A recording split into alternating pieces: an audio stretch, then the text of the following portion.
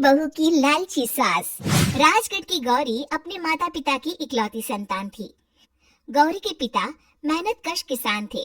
वो सारा दिन खेतों में काम करते।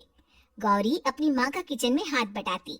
वो जंगल से लकड़ियाँ बीनती और माँ के चूल्हे में मदद करती। एक दिन वो जंगल में लकड़ी बीनने गई थी कि तभी उसे रोने की आवाज आती है।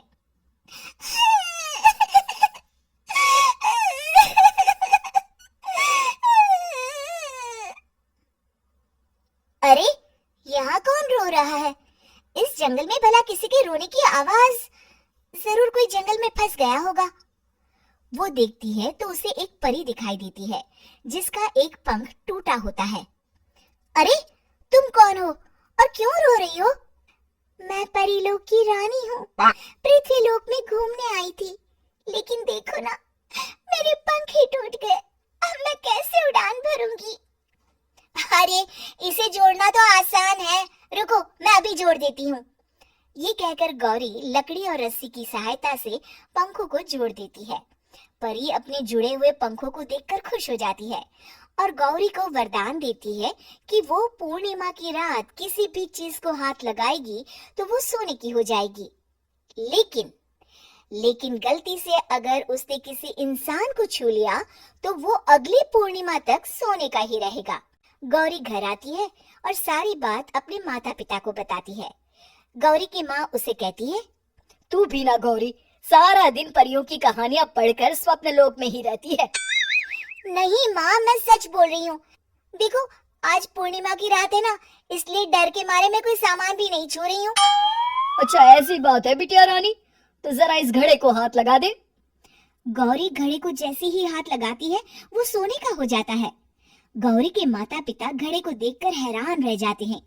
अगले दिन गौरी के पिता उस घड़े को सुनार के पास बेचने जाते हैं तो रास्ते में उन्हें कंचा काकी मिलती है। वो सोने का घड़ा देखकर गौरी के पिता से पूछती है, अरे गौरी के बापू, ये पीतल तो बड़ा चमक रहा है। अरे काकी, ये पीतल नहीं, सोना है, सोना बेचने ले जा रहा हूँ। अरे कहीं कोई लॉटरी लग गई है क्या? इतना सोना? गौरी के पिता काकी को गौरी को परी द्वारा दिए वरदान के बारे में बताते हैं। काकी गौरी के पिता की बात सुनकर सोच में पड़ जाती है और फिर अगले दिन काकी गौरी के घर आती है। गौरी के बापू, तुम्हारे लिए मैं एक खुशखबरी लाई हूँ। तभी गौरी की माँ पूछती है, क्या खुशखबरी है काकी? अरे तुम्हारी बेटी का रिश्ता मैं अपने बेटे से करना चाहती हूँ। अरे कब तक अपनी सयानी लड़की को घर पर बिठा कर रखोगी? हाँ, देखो काकी, मैं ऐसे ही व्यक्ति से अपनी बेटी की शादी कराऊंगा जो गौरी के वरदान से नहीं, उसके गुणों को समझे। अरे हमें तो गौरी के गुण अच्छे लगे, इसीलिए तो आ गई हूँ मैं।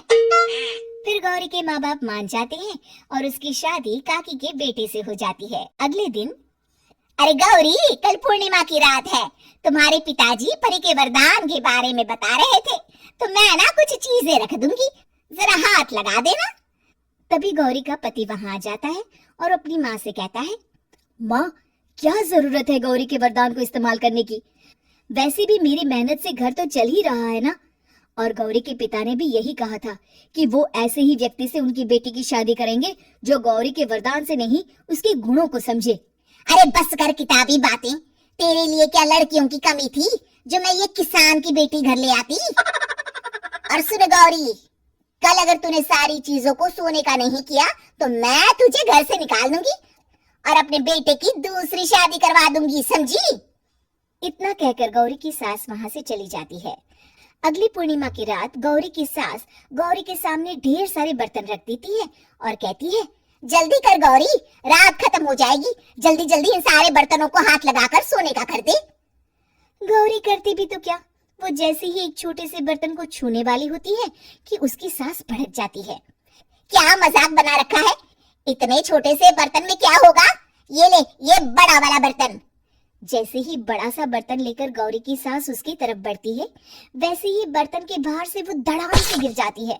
सांस को गिरा देख गौरी उन्हें संभालने दौड़ती है और वो सांस को हाथ लगाकर कहती है, अरे सासू माँ, क्या हो गया आपको? कहीं चोट तो नहीं लगी ना?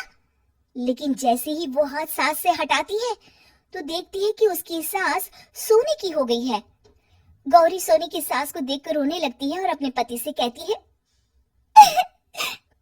मुझे परी ने कहा था कि अगर मैं किसी इंसान को हाथ लगाती हूँ तो वो अगली पूर्णिमा तक सोने का ही रहेगा। अब मैं क्या करूँ? अरे करना क्या है, माँ को उठाकर अलमारी में रख दो। और हाँ, लालच का फल बुरा ही होता है। ज्यादा बड़े बर्तन को सोने का बनाने के चक्कर में माँ का ये हाल हुआ है। ये कहकर वो दोनों माँ की तरफ देखने लगते हैं।